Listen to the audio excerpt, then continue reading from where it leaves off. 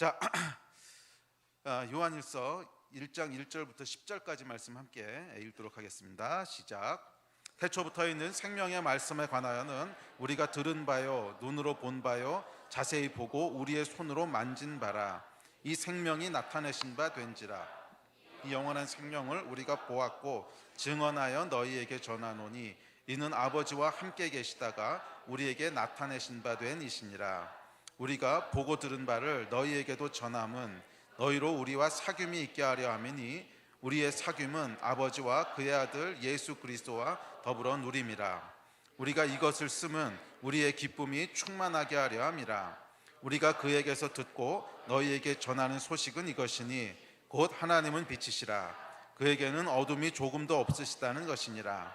만일 우리가 하나님과 사귐이 있다 하고 어둠에 행하면 거짓말을 하고 진리를 행하지 아니함이거니와 그가 빛 가운데 계신 것 같이 우리도 빛 가운데 행하면 우리가 서로 사귐이 있고 그 아들 예수의 피가 우리를 모든 죄에서 깨끗하게 하실 것이요. 만일 우리가 죄가 없다고 말하면 스스로 속이고 또 진리가 우리 속에 있지 아니할 것이요. 만일 우리가 우리 죄를 자백하면 그는 미쁘시고 의로우사 우리 죄를 사하시며 우리를 모든 불의에서 깨끗하게 하실 것이요. 만일 우리가 범죄하지 아니하였다 하면 하나님을 거짓말하는 이로 만드는 것이니 또한 그의 말씀이 우리 속에 있지 아니하니라. 아멘. 요한 1설 우리가 살펴보고 있습니다. 지난주까지 1절에서 4절 말씀을 통해서 전체적인 개관을 살폈고요. 이제 오늘은 5절부터 10절까지 살펴보려고 합니다. 자, 우리 개관에 대한 이야기를 짧게 다시 복습하고 넘어갑시다. 왜냐하면 계속 반복을 해야 돼요.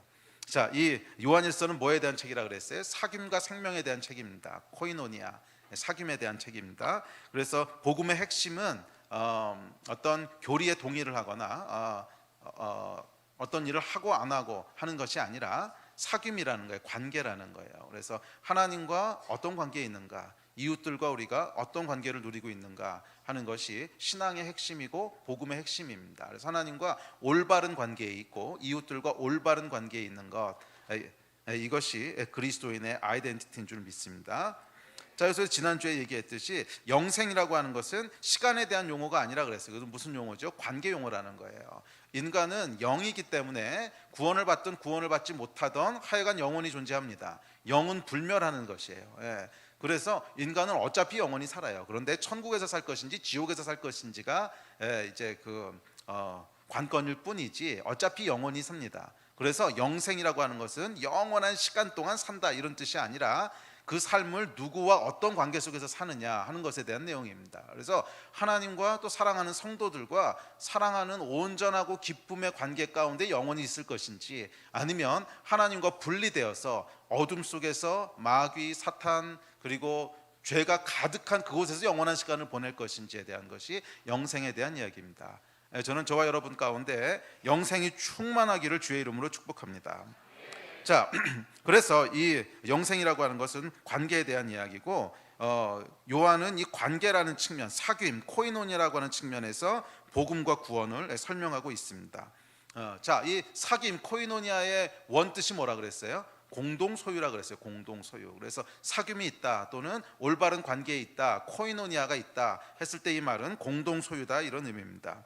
그래서 이 공동 소유라고 하는 말의 뜻은 뭐냐면 우리가 사람을 대할 때 두 가지로 대할 수 있다 그랬죠. 주체와 객체. 그래서 주체는 스스로 무엇인가를 결정하고 스스로의 의지에 의해서 삶을 만들어갈 수 있는 존재, 하나님의 형상으로 지음받은 선과 악을 스스로 결정할 수 있는, 그건 선악과를 따먹은 거지. 하여간 우리가 뭔가를 스스로 결정할 수 있는 이런 존재를 주체라고 하고, 객체는 그게 아니라 그냥 물건처럼 소품처럼 자기 의지가 아니라 다른 사람의 의지에서 좌지우지 끌려다니는 이런 것을 객체라고 합니다. 그래서 이런 생명이 없는 물체들은 다 객체지요. 그리고 동물도 뭐 일종의 객체입니다. 그런데 하나님께서는 사람을 그렇게 만드신 적이 없다는 거예요. 하나님이 창조하신 사람은 하나님의 형상으로 지음을 받았고, 그래서 스스로의 인생을 책임을 가지고 살아갈 수 있는 주체로, 서브젝트로 지음을 받았어요.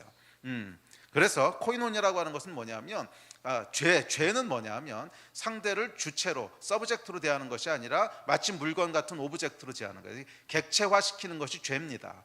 그래서 모든 죄의 뿌리에 가보면 상대방을 어떻게 해요? 물건처럼 비인격적으로 대하는 거예요. 그래서 여성을 바라볼 때 단순히 어떤 성적 욕구를 위한 뭐 그런 걸로 바라본다든지, 아니면 뭐 직원들을 바라볼 때 자기 회사를 돌리기 위한 어떤 이익을 얻기 위한 뭐 그런 물건처럼 대한다든지, 뭐 이런 것들이 다 죄의 뿌리라는, 뭐 살인은 마찬가지고, 살인이라고 하는 것은 상대방을 주체로 인식하면 절대로 행할 수 없는 일이에요. 그 사람의 생명을 스스로 이건 할 수 없는 일이야 우리가 뺏는다고 하는 건. 그것은 상대를 그냥 물건처럼 객체로 생각해서 내 인생에 필요 없으면 언제든지 치워버려도 되는, 뭐 이게 이제 살인이지요.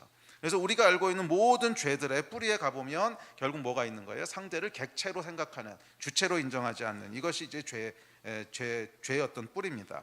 자, 그런데 성경이 얘기하는 이 사귐, 코이노니아의 핵심은 뭐라 그랬어요? 상대를 객체가 아니라 주체로 인정하는 거예요. 그래서 나라고 하는 주체가 있듯이 저 사람도 어떤 하나님의 형상으로 지음받은 주체이고, 그래서 주체와 주체가 만나서 함께 아우어 스토리를 써가는 것이 이제 연합이라 그랬죠. 그래서 코이노니아가 공동 소유, 우리의 인생은 내가 혼자서 이끌어가는 인생이 아니라, 첫째는 하나님과의 올바른 사귐을 통해서 하나님이 내 삶의 주체가 되시고, 반대로 나도 하나님의 삶의 주체가 되는 이 영광스러운 연합을 통해서 함께 우리의 이야기를 써내려가는 이 공동 소유가 코이노니아고, 그것이 확장되어서 다른 이웃과의 관계에 있어서도 그 사람을 내 삶의 공동 저자로, 공정 코오서로, 또는 공동 주체로 인식을 해서 우리가 나의 이야기 너의 이야기를 따로따로 써내려가는 것이 아니라 우리의 이야기를 함께 써내려가는 이 하나됨, 이 연합이 사실은 코이노니아 본질이라는 거예요. 그래서 하나님의 영원전부터의 계획은 뭐냐면,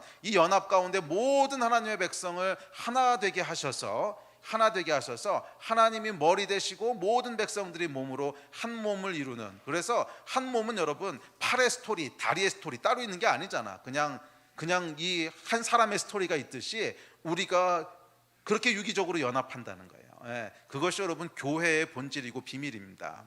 그래서 이제 3장에 넘어가면 2장 3장 넘어가면 이제 교회에 대한 이야기들이 점점 등장하기 시작합니다. 자, 그래서 이건 이 코이노니아라고 하는 것은 자기를 그 상대를 객체가 아닌 주체로 인정하는 것인데, 그렇게 하기 위해서 필요한 게 뭐라 그랬어요? 자기 부인이라 그랬죠. 자기 부인. 자기를 부인하고 날마다 제 십자가를 지고 나를 쫓을 것이니라. 그랬듯이 자기를 부인하는 거예요. 그래서 내가 주체될 것들을 부인하고 십자가 앞에서 나를 죽이고, 저 형제의 주체됨을 위해서 내가 기꺼이 객체로 내려서겠다고 하는 이 선택, 이 십자가가 모든 코이노니아의 기초를 이루고 있습니다. 그래서 우리가 온전한 사귐에 이르기 위해서는 반드시 필요한 것이 자기를 부인하고 날마다 십자가에서 내가 죽는 거예요. 내가 주체가 돼서 저 사람을 내 인생을 위해서 이용하는 것이 아니라, 저 사람의 인생이 하나님의 계획대로 성공하기 위해서 내가 오히려 그 사람에게 이용당해지는, 오히려 그 사람을 위해서 희생하는, 이것이 십자가이고 자기 부인이에요. 그래서 이 십자가의 자기 부인을 통해서 우리가 어디로 들어가게 되냐면 코이노니아로 들어가게 돼요. 그러니까 공동 소유로 들어가게 된다는 거예요. 자, 이것이 이제 1장 1절 2절의 내용입니다. 자, 근데 3절에 보면, 3절 내용은 우리 지난주에 안 다뤘었는데 3절에 보면 이런 이야기가 나옵니다. 자, 3절 같이 읽어봅시다. 시작. 우리가 보고 들은 바를 너희에게도 전함은 너희로 우리와 사귐이 있게 하려 함이니, 우리의 사귐은 아버지와 그의 아들 예수 그리스도와 더불어 누림이라. 자, 이 말은 뭐냐면 우리가 누리는 사귐이 있는데, 그것은 아버지와 그의 아들 예수 그리스도와 더불어 누리는 사귐이라는 거예요. 그러니까 다시 말해서 나와 그러니까 이 요한이 얘기하는 우리, 그러니까 요한과 요한의 공동체겠죠. 그 요한이 하나님 예수 그리스도와 누리는 사귐이 있다는 거예요. 올바른 코이노니아 가운데 들어갔다는 거예요. 십자가를 통해서, 또 자기 부인을 통해서 하나님과 하나 되는 올바른 사귐 가운데로 들어갔다는 거예요. 그래서 이 사귐이 있는데, 우리가 너희하고 또 사귀기 원하는 것은 우리가 누리는 이 사귐을 너희에게도 누리게 해주고 싶다는 거예요. 그것이 우리가 너희와 사귀는 이유라는 거예요. 자, 이 이야기는 무슨 얘기냐면, 이 복음의 본질은 뭐라 그랬어요? 사귐이라고 했는데, fellowship, relationship, 사귐이라고 했는데, 이 사귐은 여러분 사귐을 통해서만 전달된다는 거예요. 그러니까 사귐은 다른 어떤 걸로도 전달할 수 없어요. 가르칠 수 있는 것도 아니고, 뭐 정보를 전달하는 것도 아니고, 글로, 뭐 교육으로 되는 게 아니라는 거예요. 관계는 여러분 오로지 사귐을 통해서만 전달될 수 있다는 거예요. 그래서 우리의 사귐을 알고 싶습니까? 그러면 와서 우리와 교제해 보라는 거예요. 내가 하나님과 어떤 관계를 누리고 있는지 알고 싶으십니까? 그러면 나와 교제하시자는 거예요. 또 우리 교회가, 교회 안에서 형제자매들이 어떤 사귐을 누리고 있는지 궁금하십니까? 그러면 이 안으로 들어와서 우리와 사귀시라는 거예요. 이 사귐을 통해서만 이것들이 전달된다는 거예요. 그래서 요한복음에 보면, 요한복음 1장에 보면 예수님께서 제자들을 부르시는데 항상 뭐라고 부르시냐면, 제자들이 뭐라고 물어보든지 간에 대답은 하나였어요. 뭐라고 물어보든지 대답은 하나였는데, 와 보라, 와서 보라, 이 대답이 하나였어. 그 두 구절만 찾아볼까요? 요한복음 1장 39절 46절. 자, 시작. 예수께서 이르시되 와서 보라. 그러므로 그들이 가서 계신 데를 보고 그날 함께 거하니 때가 10시쯤 되었더라. 나다나엘이 이르되 나사렛에서 무슨 선한 것이 날 수 있느냐? 빌립이 이르되 와서 보라 하니라. 예수님께 제자들을 부르실 때 랍비여 어디 계십니까? 그랬더니 예수님께서 와서 보라. 그래서 예수님과 함께 시간을 보냈어요. 같이 먹고 이야기하고 펠로우십하고 하룻밤 같이 자고 뭐 시간을 보냈어요. 그랬더니 이 사람들이 뭐를 알게 됐냐면, 아, 이분이 하나님이시구나, 이분이 메시아시구나 하는 걸 알게 됐어요. 어떻게? 사귐을 통해서, 관계를 통해서 알게 됐다는 거예요. 그리고 나서 이 처음으로 불렀던 사람이 안드레였는데, 안드레가 바로 자기 형제인 베드로에게 가서 얘기합니다. 내가 이제 이제 메시아를 만났어. 그러고 베드로에게 와 보라. 그래서 다시 예수님께로 데려갑니다. 또 빌립도 예수님이 똑같이 이렇게 부르셨어요. 그리고 빌립이 또 나중에 그 자기 친구인 나다나엘을 찾아갔어요. 그래서 내가 그 사람을 만났어. 나다나엘이 아주 시크하게 반응합니다. 아주 시크하게, 나사렛에서 무슨 선한 것이 날 수 있어? 뭐 이랬더니 와서 보라. 역시 관계 가운데로 초청합니다. 예수님께서 진리를 전달하실 때 항상 뭐를 통해서 전달하셨는가 보세요. 관계를 통해서, 사귐을 통해서 전달하셨어요. 만약 여러분 이런 코이노니아, 사귐이 불필요했다면, 진리를 그냥 어떤 뭐 교리나 아니면 몇 가지 이론이나 몇 가지 해야 될 일, 하지 말아야 될 일을 통해서 전달할 수 있었다면 굳이 예수님께서 인간의 몸을 입고 이 땅에 오실 필요가 있으셨겠어요? 그냥 위에서부터 받아 적어, 그래서 쭉 그냥 적으면 되잖아요. 선지자들을 통해서 구약도 주셨겠다, 그대로 해, 이렇게 하면 되는데 그러지 않고 몸을 입고 이 땅에 오셨어요. 그것에 대해서 요한이 뭐라 그랬어? 아버지와 누리던 그 사귐을 우리에게 나타내시기 위해서 오셨다는 거예요. 그러니까 관계라고 하는 것은 관계를 통해서만 전달이 된다는 거야. 그래서 예수님을 통해서 그 빌립이 예수님과의 사귐을 통해서 복음이 무엇이고 진리가 무엇인지를 알게 되고, 이 빌립이 다시 나다나엘과의 사귐을 통해서 나다나엘이 다시 빌립이 누리고 있는 하나님과의 관계를 자기도 누리게 되고, 그 다음에 나다나엘이 또 그의 제자를 통해서 누군가에게 이 사귐을 전해줬겠지요. 이 사귐의 사슬이, 체인이 물려서 오늘날 우리께까지 온 거란 말이야. 아시겠어요? 한국에 여러분 선교사님들이 복음을 들고 들어오셨습니다. 왜 그래요? 사귐을 통해서 진리가 전달되는 거야. 그러니까 이 진리의 핵심은 뭐냐면, 사귐을 통해서 전달된다고 하는 것이 애매하게 느껴질 수도 있는데, 사귐을 통해서라고 하는 건 뭐냐면 복음의 핵심이 뭐예요? 하나님이 누구신지를 아는 것인데, 하나님은 누구세요? 사랑이세요. 하나님은 사랑이시라. 그래서 그 사랑이라고 하는 것은 관계 가운데 나타나는 거거든. 그분이 나를 얼마나 사랑하시는가, 또 내가 그분을 얼마나 사랑하는가. 이 사랑이라고 하는 건 관계를 통해서 경험되는 것이지, 뭐 사랑이라고 하는 게 설명해서 경험되는 게 아니잖아. 그렇다면 하나님이 누구신지를 안다, 이 안다는 히브리어가 야다라고 하는 뜻인데, 이것은 경험을 통해서 안다는 거거든.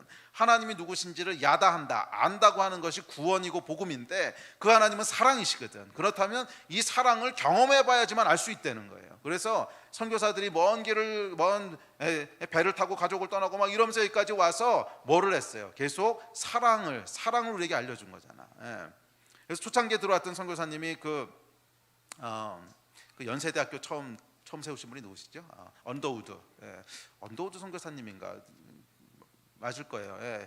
이제 그분이 이제 나중에 소천하실 때 이제 물에 빠진 아이를 구하다가 이분이 돌아가시잖아요. 그러니까 실제로 그 사랑이 무엇인지를 보여준 거지, 우리에게. 이제 보여주시면서 자기 생명을 들여서 너희를 사랑하고 살리는 것이 이게 복음이야. 그러니까 그런 이제 사랑의 사귐들을 통해서 결국 조금씩 한국에 있던 사람들도 복음이 이런 거구나, 이게 하나님이시구나, 그것을 알게 되고 그 사귐이 확대되고 여기까지 온 거잖아. 아멘. 자, 그러면 여러분 이 사귐의 체인이 예수님으로부터 시작해서 계속 이어져서 오늘 우리까지 온 거예요. 그렇다면 이제 우리 차례가 된 거지. 우리는 이 사귐을 누구에게 전달해야 되는가? 이것이 성경이 우리에게 주고 있는 사명입니다. 복음 전도라고 하는 것은 여러분 단순히 무작위 아무한테나 교리들을 막 뿌리고 다니는 게 아니에요. 물론 그것이 시작은 될 수 있어요. 뭐 그렇게 시작할 수는 있지만 그게 복음 전도의 끝이 아니라는 거야. 그러니까 복음 전도의 끝은 그냥 무작위 아무에게나 막 복음을 뿌리고 다녀서 예수 천당 불신지원 막 이러고 다녀가지고서 뭐 그 사람들이 몇 가지 교리에 동의하게 만드는 이런 게 아니에요. 몇 가지 사실에 굴복하게 만드는 이런 게 아니야. 그러면 복음 전도의 핵심은 뭐예요? 우리와 사귐이 있게 하는 거예요. 그래서 엄밀하게 얘기하면 교회라고 하는 공동체, 사귐을 경험할 수 있는 공동체가 없으면 복음 전도라고 하는 것도 의미가 없어요. 교회는 여러분이 생각하는 것보다 훨씬 중요하고 큰 의미가 있습니다. 잘 생각해 보세요. 예수께서 이 땅에 오셔서 3년 반을 사시면서 십자가를 지시고 돌아가셨을 때 유일하게 만들어 놓으셨던 유산이 뭐예요? 교회거든. 그러니까 예수님은 이 교회 하나만 있으면 된다고 그러고 남겨놓고 가셨다는 거야. 왜 그랬어요? 생명은 사귐을 통해서만 전달되기 때문에 그 사귐이 뭔지를 알고 있는 공동체만 있으면 그것을 통해서 생명이 전달될 수 있다는 거야. 반대로 그것을 경험할 수 있는 공동체가 전혀 없으면 그럼 복음이 뿌리를 내릴 수 없다는 거야. 그래서 여러분 아주 엄밀한 의미에선 교회가 없으면 구원이라고 하는 것을 이야기할 수가 없어요. 그러니까 구원이라고 하는 것, 복음 전도라고 하는 것은 뭐냐면 무작위로 막 그냥 뭘 뿌리고 다녀가지고 뭐 예수 천당 불신지옥 이래가지고 사람들을 교리에 동의하게 만드는 것이 아니라는, 그렇게 시작은 할 수 있어요. 그렇지만 그게 다가 아니라는 거야. 그럼 뭐가 있어야 돼? 반드시 관계 가운데로 초청하는 거예요. 사랑의 관계 가운데로 초청하는 거예요. 코이노니아의 뜻이 뭐라 그랬어요? 사귐이 공동 소유. 그래서 여러분 복음을 전한다고 하는 것은 내 인생을 공동으로 소유할 사람들을 계속 내 인생 가운데로 초청하는 거예요. 공동체 가운데로 초청하는 거예요. 그래서 관계가 없던 사람인데 그 사람이 예수를 믿고 나와 사귐이 시작되고 이 사귐을 통해서 내 인생의 중요한 사람이 되어가고 공동 저자, 공동 소유가 되어가고 그렇게 하나가 되어가는 이게 여러분 복음이에요. 그래서 구원은 여러분 단순히 그냥 교리를 몇 가지 던지는 것이 아니라 나와 함께 인생을 살아나갈 사람들을 계속 초대하는 거예요. 그러니까 실제 예수님이 어떻게 하셨나 보세요.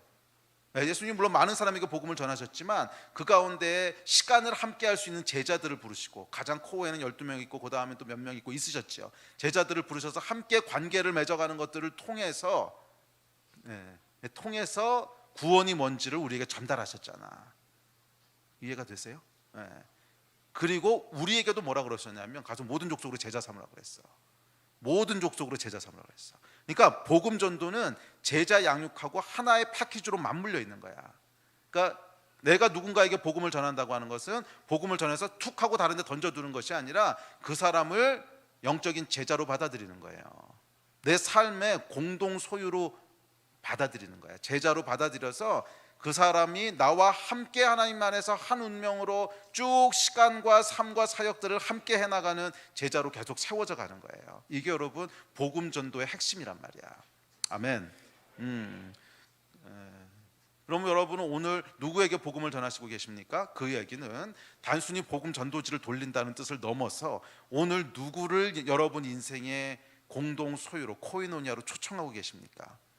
이 초청이 없으면 여러분 인생은 계속 바운더리가 고기라는 거예요.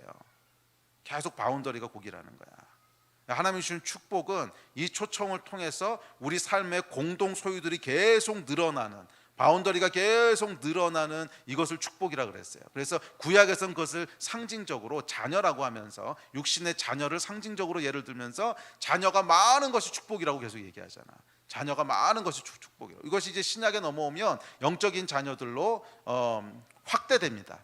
그래서 내 삶에 영적인 자녀들이 많다고 하는 것은 내 삶의 영역이 그만큼 넓어진다는 뜻이에요. 그리고 코이노니아의 결과가 뭐라 그래서 4절에 보면, 4절 같이 한번 읽어봅시다. 시작. 우리가 이것을 쓰면 우리의 기쁨이 충만하게 하려 합니다. 자, 이 코이노니아는 뭐가 기쁨이 있다는 거야. 그래서 우리 삶의 모든 기쁨은 어디서부터 오는 거야? 코이노니아에서부터 오는 거야. 사귐에서. 그러니까 관계하고 분리되어 있는 기쁨이라는 건 없어요. 모든 기쁨은 관계에서 오는 거예요. 그래서 기쁨이라고 하는 단어 자체가 관계를 묘사하는 단어예요. 이것 외에는 기쁨의 소스가 없다 그래서 기억나시죠? 우리 뭐 예? 람보르기니를 몰고 막 이러는 게 와 기뻐. 왜 기뻐요? 누군가에게 자랑할 수 있으니까 기쁜 거고, 누군가가 인정해 주는 사람이 있으니까 기쁜 거야. 그렇지 않고 무인도에 아무도 봐주는 사람이 있는데 혼자서 람보르기니 쫙 몰고 가면서 와 기뻐 이런 사람은 없어. 그러니까 이 어떤 성취나 소유나 이런 것들이 기쁨으로 인식되는 것은 그 성취나 소유가 어떤 관계에서 오는 기쁨과 치환 가능한 거기 때문에 그래요. 그러니까 예를 들어서 내가 시험 봐서 100점을 맞으니까 막 기뻐, 성취를 했는데, 그 기쁨은 뭐냐면 우리 엄마 아빠가 이것 때문에 기뻐할 거라고 하는 관계에서 오는 기쁨과 치환 가능한 거기 때문에 기쁜 거지, 그렇지 않고는 기쁘지 않다는 거야. 뭐 아무도 거기에 대해서 관심 가져주는 사람이 없어. 근데 혼자 100점 맞았다고 기뻐하고 이러지 않는다는 거야. 그래서 모든 기쁨은 결국 어디서부터 와요? 관계에서부터 와요. 코이노니아가 기쁨과 코이노니아는 사실 같은 말이라는 거야. 코이노니아를 묘사하는 단어가 기쁨이야. 그래서 이 하나님께서 우리의 복음 전도는 뭐냐면 내 삶에 훨씬 더 많은 코이노니아의 영역들을 확장시키시는 거예요. 복음을 전하고 제자로 삼는다고 하는 것은 우리 옛날에 셀리더들이 공부했던 이제 언약교회라는 책에 보면 뭐라고 기록하고 있냐면, 키스 인트레이터 목사님, 유대인 목사님이신데, 제자 훈련은 단순히 몇 가지 교리를 가르치는 것이 아니라 신뢰할 수 없던 사람이 내 인생에 신뢰하는 사람이 되어가는 과정이다. 중요하지 않던 사람이 내 인생에 중요한 사람이 되어가는 과정이다. 그 무슨 얘기냐면 관계가 점점점 형성돼가는 과정이라는 거예요.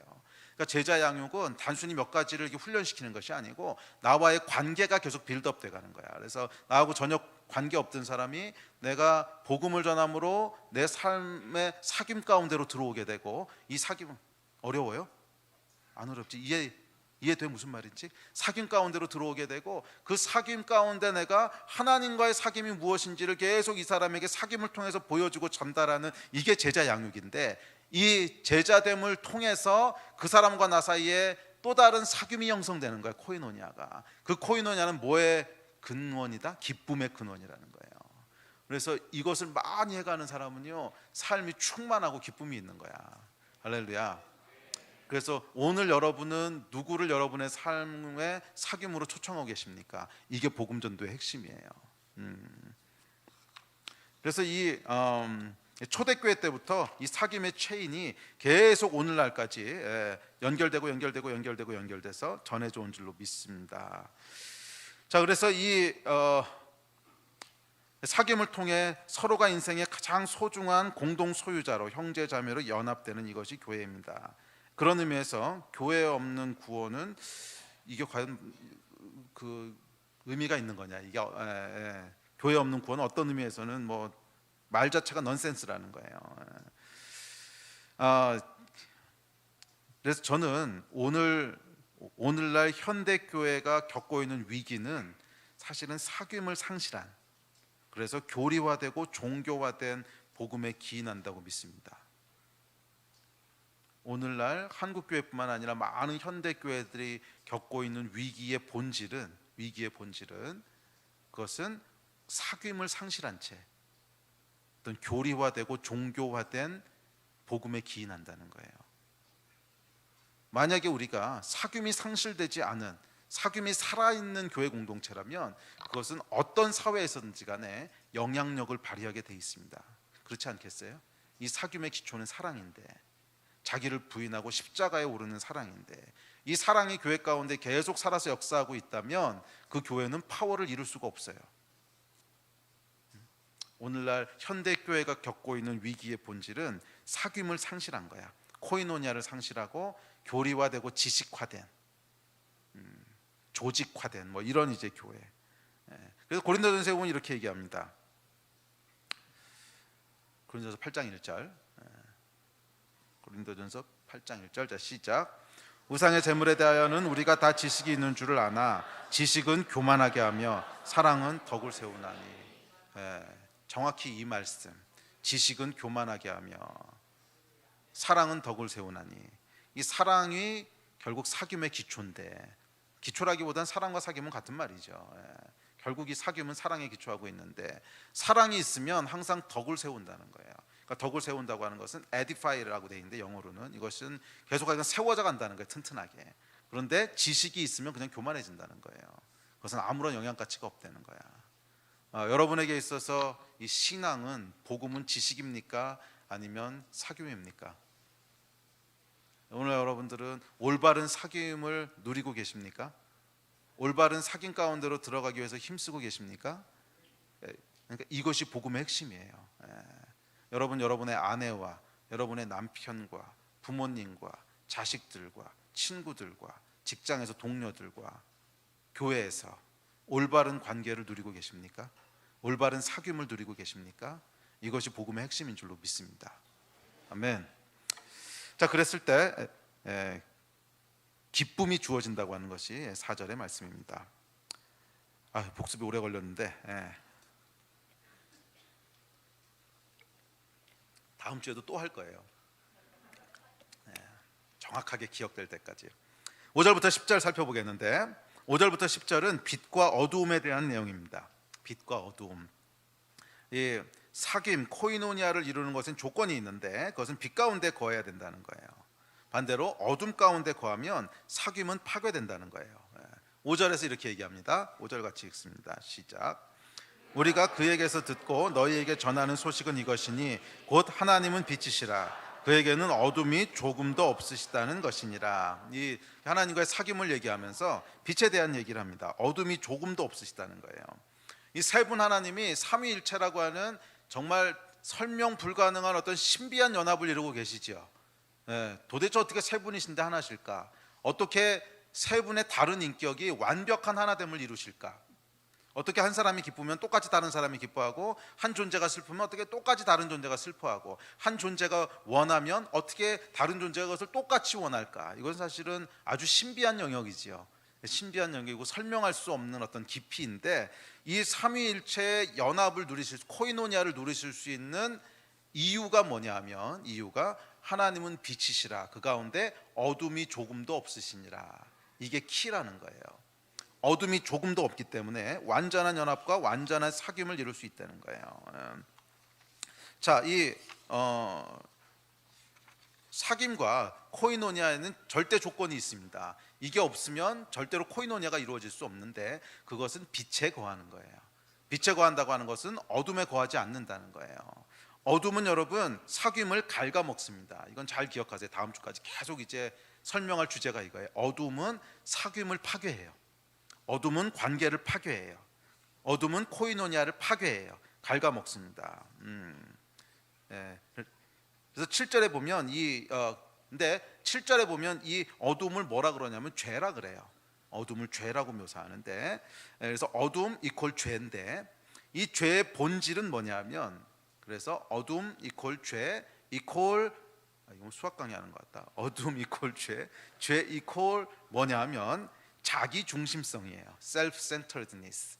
자기 중심성. 자기 중심적으로 살고 싶어 하는 거. self-center. 내가 중심에 있다는 거예요. self-centeredness. 그래서 이 자기 중심성으로 인해 자신만을 자기 인생의, 나아가 세상의 유일한 중심, 즉 주체로 인식하고, 타인은 그저 나를 위해 존재하는 객체로 인식하는, 이게 우리 계속 말했던 거죠. 그래서 타인을 그저 물건처럼 비인격화시키는 것, 내 인생을 위한 소품처럼 생각하는 것, 이게 죄의 뿌리라는 거예요. 그래서 모든 죄는, 우리가 알고 있는 모든 죄, 거짓말, 사기, 질투, 간음, 살인, 모든 죄들은 사실 이 뿌리에서부터 오는 거예요. 내가 중심이고, 내가 내 삶의 중심이고, 내가 세상의 중심이고, 다른 모든 것들은 그냥 나를 위해서 존재하는 거야. 이게 여러분 특별한 사람들의 생각이 아니에요. 태어나서부터 자연스럽게 우리 안에 형성된 생각이야. 잘 생각해봐. 내가 없는 세상이라고 하는 게 무슨 의미가 있나 잘 생각해 보라고. 모든 인식과 삶의 결정과 우리가 자연스럽게 살아가는 삶의 방식이 뭔가 봐. 내가 중심이 되어 있는 거지. 무엇이 나에게 의미가 있는가, 무엇이 나를 더 어떻게 하는가, 무엇이 나에게 내가 중심이 되어서 세상을 다 이해하고, 내가 무엇을 해야 될지를 내가 중심이 돼서 이건 여러분 누가 가르친다고 그렇게 되는 게 아니고, 어렸을 때부터 그냥 태어나서부터 내추럴하게 자라서 지금 여러분들이 내추럴하게 아주 자연스럽게 생각하고 있는 게 self-centeredness야. 그러니까 이건 아주 편만해요. 온 우주에 편만해. 성령님만큼이나 온 우주에 보편적이고 편만한 게 이 self-centeredness야. 얼마나 이것이 보편적이고 편만하냐면, 죄가 관영했다 그랬어. 죄가 관영했다. 차고 넘쳤다 이거야. 세상에 죄가 차고 넘쳤는데, 이게 죄인지조차도 인식을 못해. 그냥 너무나 자연스러워. 잘 생각해 보세요, 여러분. 여기 자기중심적으로 인식하고 자기중심적으로 생각하지 않는 사람이 누가 있나? 이게 뭐 특별한 죄가 아니잖아. 누구나 다 그렇게 생각하고 누구나 다 그렇게 사는 거지, 안 그래? 예, 원근이. 예, 그러니까 맨날 앞에 있으니까 원근이만 예를 들겠는데, 원근 전도사, 내가 없는 삶이라고 하는 게 상상이 돼요? 상상이 안 되잖아. 내가 없는 삶이 도대체 뭐야 이게? 상상 자체가 안 돼. 그러니까 오늘도 원근 전도사가 뭔가 열심히 했어. 뭔가 열심히 이거 하고 저거 하고 이거 하고 저거 했는데 왜 한 거야? 내가 중심이 돼서 뭔가 한 거지. 그러니까 이게 아주 내추럴한 거란 말이야, 우리에게. 아주 내추럴한 거란 말이야. 그러니까 이 self-centeredness라고 하는, 이게 우리 다음 주 다다음 주 계속 나올 텐데, self-centeredness라고 하는 건 에이 저 천하의 못쓸 이기적인 놈, 이런 특별한 사람한테만 사용하는 단어가 아니라 그냥 모든 사람들이 보편적으로 살아가는 방식이야. 하나님을 떠난 모든 사람들이 보편적으로 인식하고 살아가는 방식이 self-centeredness라는 거예요. 그래서 그 어느 분이 그런 말씀을 했죠.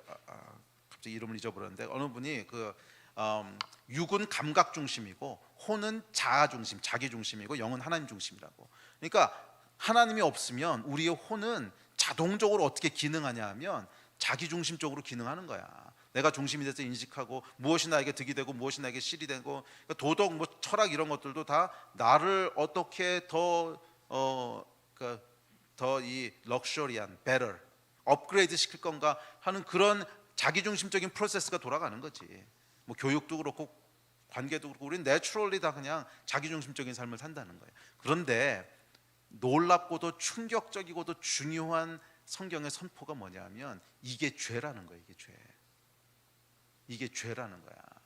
자기중심성, self-centeredness가 죄라는 거야.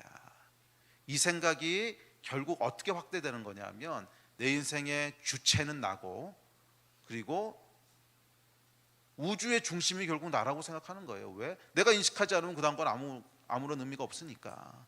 우주의 중심이 나고 다른 모든 존재들은 그냥 나를 위해서 존재하는 객체고, 이게 죄의 근원이라는 거예요. 그래서 하나님을 떠난 인간은 그 인생의 공동 주체이신 하나님을 몰아내고 스스로 그 인생의 독립적인 주체가 되었습니다. 잘 들으세요. 아주 중요합니다. 그래서 타인을 객체가 아닌 주체로 대하시는 분은 하나님이세요. 그분은 본성 자체가 사랑이세요. 그래서 그분은 그분의 내추럴 자체가, 그 본성 자체가 자기를 위해서 존재하는 분이 아니세요. 다른 누군가를 축복하고 다른 누군가를 위해서 희생하고 자기를 주어서 다른 사람을 살리는, 이게 하나님의 아주 내추럴한 본성이세요. 그분이 하나님이신데 하나님은 사랑이시라. 그런데 이 사랑의 하나님이 원래 우리 인생의 공동 주체로 함께 거하셨는데, 아담과 하와가 선악과를 따먹은 사건은 뭐예요? 선과 악을 스스로 결정하겠다는 거야. 그래서 더 이상 하나님이 내 인생의 선과 악을 함께 결정해 나가시는 분이 아니라 내 인생에 무엇이 득이 되고 무엇이 해가 되는지, 내가 무엇을 해야 되고 무엇을 하지 말아야 되는지에 대한 모든 결정을 내가 스스로 독립적으로 하겠다고 하는 것이 선악과를 따먹은 것의 의미입니다. 그래서 이 선악과의 선포는 뭐냐면 내가 독립주체가 되겠다는 거야. 내가 독립적으로 내 인생의 주체가 되겠다는 거야. 무엇이 선이고 무엇이 악인지는 내가 스스로 결정해. 하나님이 아니고 내가 결정해. 그리고 그 결과가 뭐예요? 그렇게 선악과를 따먹고 나니까 바로 일어난 결과가 하나님과의 사귐이 깨져요. 그래서 창세기 3장에 보면 3장에 보면 관계가 깨지죠. 그리고 그 독립적인 주체가 되고 나니까 이어져서 사람과 사람과의 관계가 깨져요. 아담과 하와가 서로 비난하기 시작하고 가인이 아벨을 죽이고 사람과 사람의 사귐이 깨져요. 그리고 자연과의 사귐도 깨져요. 그래서 땅이 막 엉겅퀴를 내고 이런 일들이 벌어지죠. 그러니까 이 죄는 분리를 가져오는데, 분리라고 하는 것은 연합의 반대말이지. 사귐을 계속 깨는 거야. 그래서 오늘날 우리가 겪고 있는, 올여름에 겪고 있는 지독한 폭염, 이게 다 뭐야? 죄의 결과야. 넓은 의미에서는 죄의 결과야. 그러니까 하나님께서 우리에게 자연을 잘 돌보라고 주셨는데 막 돌보지 않고 그 함부로 막 나무 다 잘라버리고 아마존의 숲도 다 없애버리고 막 이산화탄소 엄청나게 배출하고 막 이러다 보니까 이런 이제 이 지구 온난화라고 하는 현실이 온 거잖아요. 이게 이제 사귐이 깨진, 넓은 의미에서 사귐이 깨진 결과예요. 넓은 의미에서. 자, 어쨌거나 이 그 어두움은 죄고, 죄의 본질은 self-centeredness예요. 자기중심성. 그래서 근데 이 죄, 어두움은 필연적으로 어떤 결과를 가져오냐면 사귐을 깨요. 창세기 3장을 나중에 3장 4장 다시 읽어보세요. 죄가 인류에게 들어오고 나서 바로 일어난 결과가 뭔가? 사귐들이 다 깨지는 거야. 하나님과의 사귐, 사랑과의 사귐, 사귐, 이웃 간의 사귐, 나라 간의 사귐 계속 깨면서 서로 전쟁하고 죽이고 뭐 이런 역사가. 죄는 여러분 사귐을 깬다는 걸 기억하시기 바랍니다. 그래서 삼위일체 하나님이 완전하게 연합을 누리실 수 있는 이유는 어둠이 조금도 없으시기 때문에 그래요. 죄가 조금도 없으신데 이 죄는 셀프-센터드니스가 조금도 없으시다는 거야. 그러니까 이 하나님 안에는 셀프-센터드니스가 조금도 없으시고 처음부터 끝까지 you-centered 되신 분이세요. 너에게 모든 포커스가 맞춰진 분이 하나님이세요. 할렐루야. 하나님은 사랑이시라. 자, 그러면 여러분 온전한 사귐을 원하십니까? 온전한 사귐을 원하세요? 그러면 빛으로 나오셔야 돼요. 빛으로. 누가복음 9장 23절에 이렇게 얘기합니다. 시작. 또 무리에게 이르시되 아무든지 나를 따라오려거든 자기를 부인하고 날마다 제 십자가를 지고 나를 따를 것이니라. 어둠이 조금도 없는 빛이란 바로 이걸 얘기하는 거예요. 자, 죄, 어둠, 셀프-센터드니스가 같은 단어라 그랬어. 그렇다면 어둠에서 빛으로 나온다는 건 뭐예요? 자기중심적인 삶을 깨고 나온다는 거야. 자기를 부인하고 날마다 십자가를 지고 예수를 따르는 거라는 거예요. 그게 이 죄, 어둠, 셀프-센터드니스를 깨는 것입니다. 그래서 나는 세상의 중심이 아니다. 나는 내 인생의 중심도 아니다. 나는 나만을 위해 형제 자매와 하나님을 객체로 이용하지 않는다. 오히려 내가 이 세상에 존재하는 것은 하나님을 사랑하기 위해서고, 내가 이 세상에 존재하는 것은 이웃을 사랑하기 위해서고, 내가 이 세상에 존재하는 것은 하나님을 축복하기 위해서고, 내가 이 세상에 존재하는 것은 형제 자매를 축복하기 위해서다. 이게 여러분 자기를 부인하는 거예요. 그러니까 자기 부인이라고 하는 것을 부정적인 의미에서만 바라보지 마세요.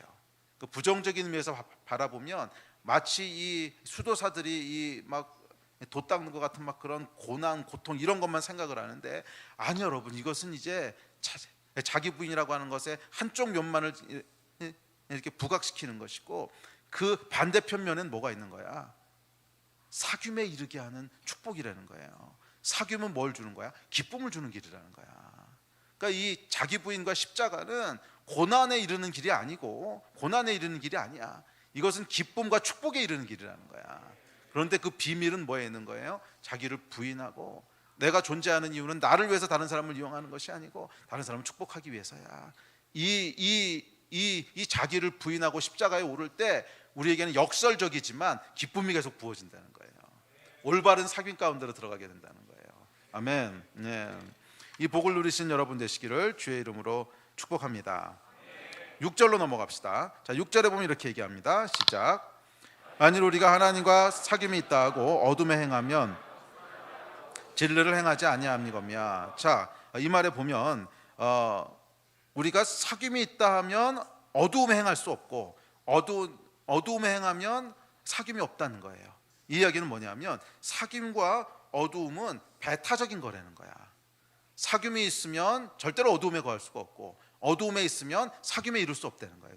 근데 이것은 OX로 얘기하는 것은 아닌 것 같아요. 제가 이제 뒤에 쭉쭉 요한일서 말씀 묵상해 보면 이것은 어떤 상대적인 얘기인 것 같아요. 그러니까 어둠이 들어올수록 사귐은 약해진다는 거예요. 이해가 돼요? OX로 어둠이 조금 들어오면 사귐이 하나도 없다 이런 뜻이 아니고, 어둠이 들어오는 것만큼 사귐이 파괴된다는 거야.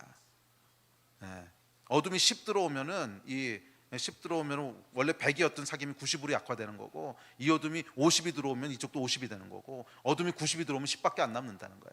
이것은 어떤 상대적인 의미인데, 점진적인 의미인데, 하여간 중요한 건 뭐냐면 어둠하고 사귐은 서로 반대편에, 이거 마치 시소를 생각하면 돼. 그러니까 이 시소를 여러분 양쪽을 다 내릴 수 있어요? 없죠. 한쪽이 내려가면 다른 쪽 올라가게 돼 있지.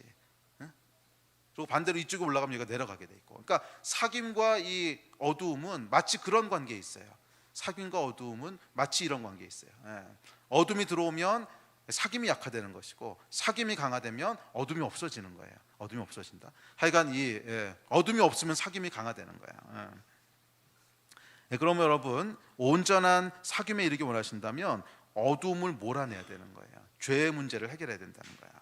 자, 7절로 넘어갑시다. 7절에 보면 이렇게 얘기합니다. 시작. 그가 빛 가운데 계신 것 같이 우리도 빛 가운데 행하면 우리가 서로 사귐이 있고 그 아들 예수의 피가 우리를 모든 죄에서 깨끗하게 하실 것이요. 사람은 누구나 그 안에 뭐가 있냐면 사귐에 대한 갈망이 있습니다. 사귐에 대한 갈망이 있어요. 당연한 것이 모든 기쁨이 사귐에서부터 오기 때문에 우리 안에는 사귐에 대한, 온전한 사귐에 대한 갈망이 있습니다. 그래서 온전한 코이노냐가 없고 인생을 오로지 혼자 사는 사람은 깊은 외로움 속에 그냥 고통당하겠죠. 원래 사람은 지음받기를 함께 살도록 지음받았고 함께 사는 가운데 기쁨과 축복을 누리도록 지음받았어요. 그래서 사람은 아무도 없이, 그러니까 이 처음에 하나님이 아담을 창조하시고 뭐라 그랬냐면 혼자 사는 것이 좋지 않다 그랬어. 그러면서 돕는 배필을 지어주잖아요. 그러니까 사람은 혼자 있도록 지음받지 않았다는 거야. 누군가와 함께, 하나님과 함께 사귐 가운데 거하도록 지음을 받았어요. 그래서 우리 안에는 어떤 갈망이 내재되어 있냐면 누군가와, 특별히 하나님과 또 이웃과 온전한 관계를 누리고 싶은 갈망들이 있어요. 여러분 그 갈망들 다 있지 않으세요? 온전한 사귐을 누리고 싶은 갈망이 있어. 그래서 누군가와 이 기쁨을 함께 했으면 좋겠다. 누군가와 이 슬픔을 함께 나눴으면 좋겠다. 내 인생에 누군가가 관심을 가져줬으면 좋겠다. 내 인생을 누군가와 함께 쭉 이렇게 살아갔으면 좋겠다 하는 온전한 것에 대한 갈망이 있습니다. 온전한 사귐에 대한 갈망이 있습니다. 만약에 인생에 그런 사귐이 하나도 없다면, 빛도 없고 기쁨도 없다면, 그저 인생은 온통 잿빛이고 어둠이라고 느낀다면, 근데 참 불행하게도 이 현대인들의 삶 가운데 이 우울증이 감기처럼 퍼져나가는 이 이유는 사실은 이 사귐이 깨졌기 때문이라고 저는 믿습니다.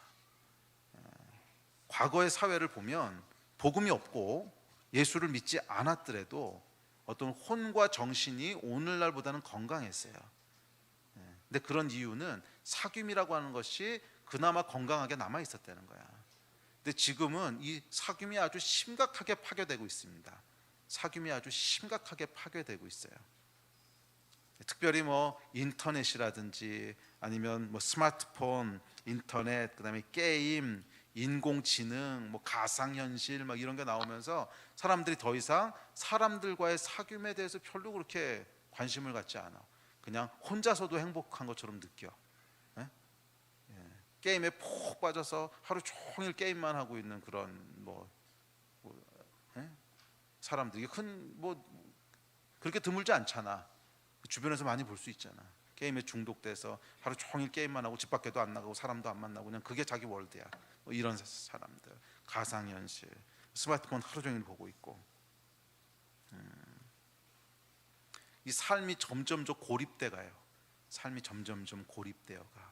그 이야기는 사귐이 점점점 줄어든다는 거예요. 사귐이 점점점 파괴된다는 거예요. 그래서 정신없이 그런 게임에 막 빠져 있을 때는 재밌는 줄 알지. 게임이 재밌는 줄 알고 흥분되고 와 재밌어 내가 뭐 했어 막 이러는데 어느 순간 정신이 문득 들어서 가만히 있어 내가 뭐 하고 있는 거지? 그럼 마치 사막에 혼자 서 있는 것 같은 느낌. 고독함, 외로움, 황당함 이런 게 몰려오죠. 그럴 때면 이 영혼 깊은 곳에서 막 외치는 소리가 울려옵니다. 거기 누구 없어요. 거기 아무도 없어. 나하고 함께 할 사람 아무도 없습니까? 이게 계속 우리 안에서 이런 갈망들이 올라오죠. 이게 지금 현대 사회가 겪고 있는 어떤 위기고, 오늘날 이 우울증이라고 하는 것이 막 정말, 그러니까 진짜 우울증이요, 감기만큼 흔해요. 우울증이 감기만큼 흔해. 정신들이 다 망가진 거지. 이게 어디서부터 왔을까? 사귐이 파괴된 거예요. 코이노니아가 파괴된 거야. 그래서 사람 안에는 이 사귐에 대한 갈망이 있습니다. 원래 그렇게 지음받았기 때문에 그래요. 그런데 동시에 타락한 인간의 내면에는 뭐가 있다 그랬어요? 셀프-센터드니스가 있어. 보편적으로. 그래서 이 두 가지가요, 충돌을 일으키는 거예요. 우리 안에 그런 사귐에 대한 갈망이 있는데 또 보편적으로 퍼져 있는 이 셀프-센터드니스가 있어. 그래서 인간은 어리석은 시도들을 합니다. 어리석은 시도가 뭐냐 하면 두 개를 다 잡으려고 그러는 거야. 셀프-센터드 돼 있으면서 온전한 사귐을 하고 싶어 해. 이게 마치 뭐하고 똑같냐 하면 시소의 양쪽 끝을 붙잡고 동시에 내리려고 그러는 거하고 똑같은 거야. 셀프-센터드니스를 포기 안 하면서 온전한 사귐에 대한 갈망이 있어. 사귐, 거기 누구 없어요. 그럼 이게 올라가야 되는데 이게 거기 누구 없어요. 그러면서 나는 셀프-센터드 막 이러고 있는 거야. 이게 오늘날 우리가 겪고 있는 고통의 모습입니다. 자, 다시 한번 정리합시다. 이건 뭐라 그랬어요? 어리석은 시도라는 거예요. 왜? 공존할 수 없는 거야. 셀프-센터드니스와 사귐은 함께 할 수가 없어요. 하나를 잡으면 이걸 놔야 되는 거야. 여러분은 무엇을 선택하십니까? 셀프-센터드니스를 여러분들이 붙잡고 있으면, 자기를 부인하지 않으면, 십자가를 지지 않으면 오케이, 이거 붙잡아, 뭐 할 수 없어. 근데 그러면 사귐은 없는 거야. 어쩔 수 없다는 거예요. 만약 여러분들이 진짜로 사귐을 원하신다면, 온전한 사귐과 거기서 오는 기쁨을 원하신다면, 이거를 붙잡기 원하신다면 이거는 놔야 돼. 뭐를 놔야 돼? 셀프-센터드니스는 놔야 돼. 내가 내 인생의 중심에 서겠다고 하는 생각은 놔야 돼. 이걸 놓지 않으면 절대로 온전한 사귐에 이를 수가 없어요. 그렇게 여러분, 정말 진정한 사귐을 원한다면 제일 먼저 해야 될 것이 있습니다. 그것은 셀프-센터드니스를 놓는 거예요. 자기 중심성을 놓는 거예요. 자기를 부인하는 거예요. 이것이 없는 사귐 불가능합니다. 시도해도 계속 상처만 받고 끝날 겁니다. 실패만 반복할 거예요. 인생을 어느 정도 사신 분들은 이미 알고 계시지 않습니까? 여러분의 결혼 생활이 왜 실패했습니까? 교회 생활이 왜 실패했습니까? 학교 생활이 왜 실패했습니까? 셀에서 왜 어려움을 겪습니까? 다 셀프-센터드니스 문제 아니야? 다 셀프-센터드 문제 아니에요? 그 상담을 하다 보면, 사람들을 만나서 얘기를 하다 보면 이렇게 얘기를 들고 있으면 본인도 알아요. 결국 그 문제의 핵심이 뭔지. 자아가 죽기 싫다는 거야. 내 자아가 죽기 싫어. 나는 내 자존심 죽이기 싫고, 난 억울한 거 싫고, 내가 오해받는 것도 싫고, 뭐 하는 것도 싫어. 자아가 그냥 시퍼렇게 살아있어. 시퍼런 자아는 그냥 살려둔 채로 관계가 어렵대.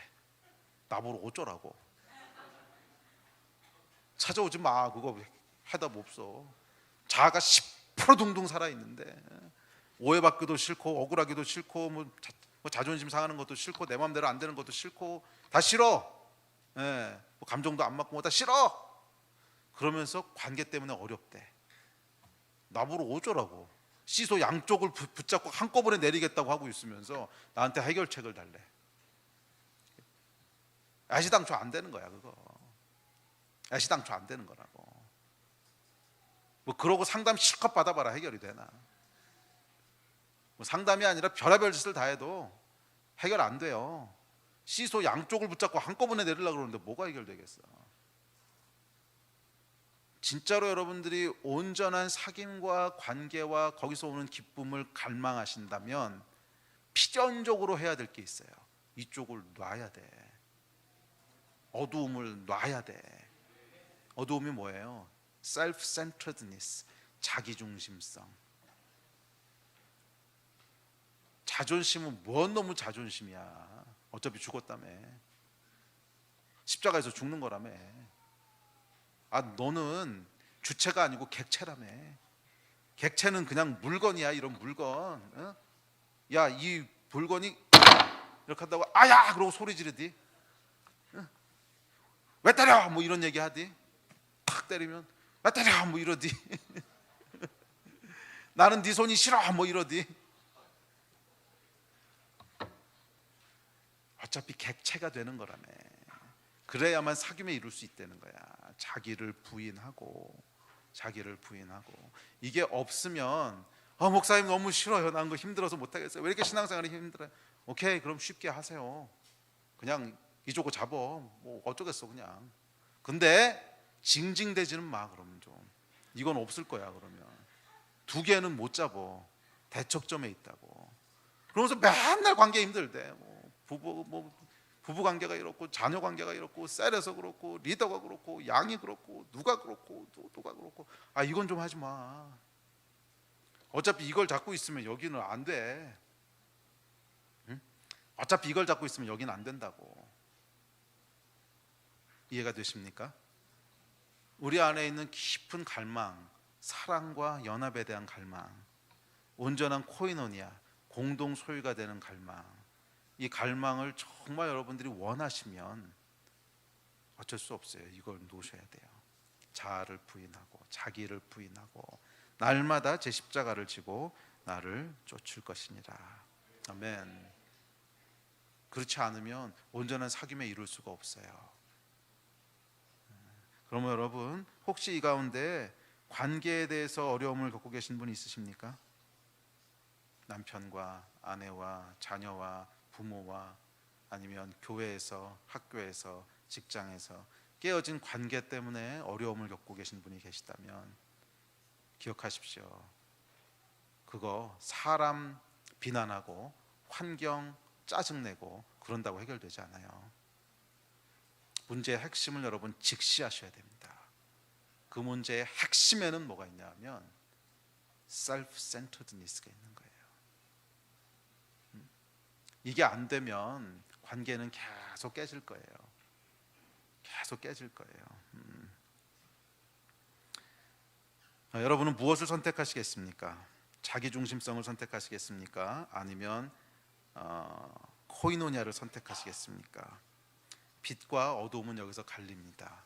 잘 생각해 보세요, 여러분. 빛이 있으면 어두움이 없는 거고 어두움이 있다는 건 빛이 없다는 얘기야. 빛과 어두움이 함께 할 수 있는 거 보셨어요? 함께가 안 되지. 빛이라고 하는 이 사귐은 어둠이라고 하는 self-centeredness와 한 자리에 공존할 수가 없어. 그러면 여러분 온전한 사귐을 갈망하신다면 빛 가운데로 나오십시오. 어두움에서 벗어나셔야 돼요. 자기중심적으로 살려고 하는 것들을 계속 부인하셔야 돼요. 이 말씀을 여러분 기억하시기 바랍니다. 자기를 부인하고 날마다 제 십자가를 지고 나를 쫓을 것이니라. 이거는 예수님이 해줄 수 있는 부분이 아니라는 거야. 다음 주에 우리가 죄에 대해서 7, 8, 90절 살펴볼 때 하나님이 해주신 파트가 있으세요. 은혜의 파트가 있고 우리 죄를 없이 해준 예수 피의 능력이 있어. 그런데 공동 소유라 그랬잖아. 이 신앙생활은 여러분 하나님과 나예요. 콜라보레이션이야. 공동 작품이란 말이야. 내가 해야 될 파트가 분명히 있어요. 이 파트를 하나도 안 하는데 하나님이 강권적으로 다 끌고 가시는 게 아니야. 내가 해야 될 파트 뭐예요? 자기를 부인하고 자기 십자가를 지고 나를 따를 것이니라. 따르라고 예수님이 명령하셨지. 예, 따르도록 하겠다 뭐 이렇게 말씀 안 하셨단 말이야. 이건 내가 해야 될 파트예요. 그러면 여러분 이 일들을 힘쓰시는 여러분 되시기를 주의 이름으로 축복합니다. 그러면 우리 예배팀 나오십시오. 하나님이 창조 때부터 위대한 계획을 가지고 계셨습니다. 이 계획은 뭐냐면 코이노니아, 사귐을 통해서 하나가 되는 거예요. 별로 위대하게 안 느껴지세요? 하나님이 타초부터 가지고 계신 계획이 있었는데 코이노니아를 통해서 사귐을 통해서 하나가 되는 거야. 와. 그래서 이 바울이 에베소서를 쓸 때 보면 이방인과 유대인이 하나가 되는 거에 대해서 굉장히 흥분하지요. 네, 맞아요. 하나님께서 태초부터 가지고 계신 계획은 코이노니아를 통해 하나가 되는 것입니다. 이방인과 유대인이 하나가 되고, 남자와 여자가 하나가 되고, 종과 상전이 하나가 되고, 아버지와 자녀가 하나가 되고, 좌파와 우파가 하나가 되는 것, 이게 여러분 바로 교회인 줄로 믿습니다. 할렐루야. 네. 그래서 교회는 여러분, 이 하나님의 백성들이 인종, 성별, 지위, 세대, 이념, 신학을 다 뛰어넘어서 사귐 속에 하나가 되는 것인 줄로 믿습니다. 그래서 이렇게 하나가 된 하나님의 백성이 비로소 하나가 된 교회가 머리이신 그리스도, 신랑이신 그리스도와 하나로 연합하는 거예요. 이해가 되세요? 네. 우리 뭐 신부의 영성 이런 얘기할 때 뭐 교회가 신부고 그다음에 예수 그리스도가 신랑이고 이런데, 교회가 여러분 하나가 되어 있지 않으면 신랑이 어떻게 신부랑 결혼하겠어요? 신부를 보니까 수백 명이야. 그럼 누구하고 살 거야? 예수 그리스도의 신부로 서는 교회는 하나로 온전히 연합된 거야. 너하고 나의 구분이 없이 인종, 뭐 성별 이런 거 다 뛰어넘어서 코이노니아 가운데 서로가 서로를 존중하고 희생하고 사랑하는 가운데, 셀프 센터드니스를 뛰어넘은 가운데, 이게 정말 뛰어넘어야 될 싸움인데, 다음 주에 그 얘기 할 텐데, 우리가 싸워야 될 싸움의 본질인데, 뛰어넘어야 되는 싸움인데, 이 싸움을 통해서 온전히 하나가 되는 거야. 그래서 이제 더 이상 네 것, 내 것, 너, 나 아니야, 그게 아니고 다 우리야. 우리 그냥 예수 안에서 하나가 되는 우리. 그래서 너의 슬픔이 내 슬픔이고, 네가 성공하면 나도 성공한 거고, 네가 기쁘면 나도 기쁘고, 네가 슬프면 나도 슬프고, 네 돈이 내 돈이고, 내 돈은 조금 생각해보고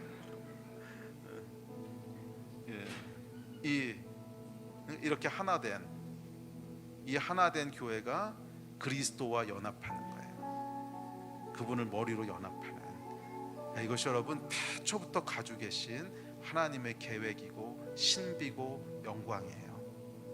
오늘도 하나님께서는 당신의 교회를 이 영광스러운 데스티니 가운데로 부르십니다. 하나님과 하나 되는, 형제 자매가 한 몸을 이루는 이 영광된 데스티니 안으로 부르세요. 그래서 여러분 기억하십시오. 자기를 부인하고 십자가를 지는 일은 물론 힘든 일이에요. 우리 안에 있는 본성과 싸워야 되니까, 타락한 본성과 싸워야 되니까 힘든 일이지만, 그것은 단순히 도 닦거나 뭐 단순히 고생하고 고통당하고 그런 차원의 얘기가 아니야. 그것의 반대편을 보면 거기는 뭐가 있는 거예요? 하나됨의 기쁨과 사랑의 즐거움과 연합에서 오는 영광과, 이 하나님의 말할 수 없는 영광에 이르는, 말할 수 없는 축복에 이르는, 코이노니아와 사귐에 이르는 가장 기쁘고 가장 영광되고 정말 무엇과도 바꿀 수 없는 소중한 길인 거야. 여러분 자기를 부인한다고 하는 것을 부정적인 측면에서만 바라보지 마세요. 그것이 주는 영광을 계속 바라보세요. 그것이 주는 기쁨을 계속 바라보세요. 그랬을 때 우리 안에 자기 자신과 싸울 수 있는 힘들이 계속 생겨날 줄로 믿습니다. 이것을 뛰어넘는 거 다음 주에 계속 할 텐데, 이 죄와 자기중심성을 뛰어넘는 거 비록 힘들고 힘써야 되는 싸움이지만 싸울 수 있는 싸움이야. 그리고 이길 수 있는 싸움이야. 이겨야 되는 싸움이야. 그리고 뛰어넘을 때 영광이 있는 싸움이야. 이 싸움에서 승리하신 여러분 되시기를 주의 이름으로 축복합니다. 자리에서 같이 일어납시다.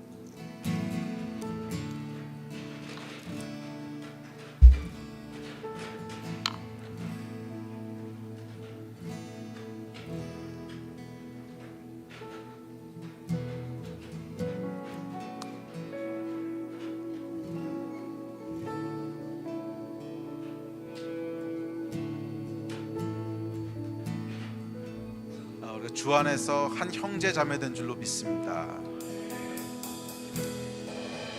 한 형제 자매 됐다고 하는 것은 참 무거운 얘기입니다. 그것은 십자가를 통과해야만 이루어질 수 있는. 근데 동시에 무엇과도 바꿀 수 없는 축복입니다. 우리 이 시간에 좀 기도하면서 주님 앞에 나아갈 텐데, 지난주에도 얘기했지만 이 자기를 부인하고 하나되는 이 일들은 하나님 앞에서 먼저 이루어져야 되는 일입니다. 이 하나님이시라고 하는 절대자 앞에서도 나의 자아를 굴복하지 못하는 사람이 내 주위에 있는 형제자매 앞에 내 자아를 굴복할 리는 없습니다. 그건 불가능한 일입니다. 하나님이시라고 하는 절대자 앞에 우리의 모든 상사화복을 주관하시는 이분 앞에서도 우리의 자아가 내려놓아지지 않는다면 우리 형제자매들 앞에는 당연히 자아를 부인할 수가 없어요. 그러므로 이 시간 우리 함께 기도할 때 우리 하나님 앞에 좀 기도합시다.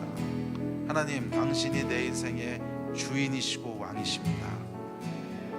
내가 내 인생의 주인이 아니라 하나님이 내 인생의 주인이십니다.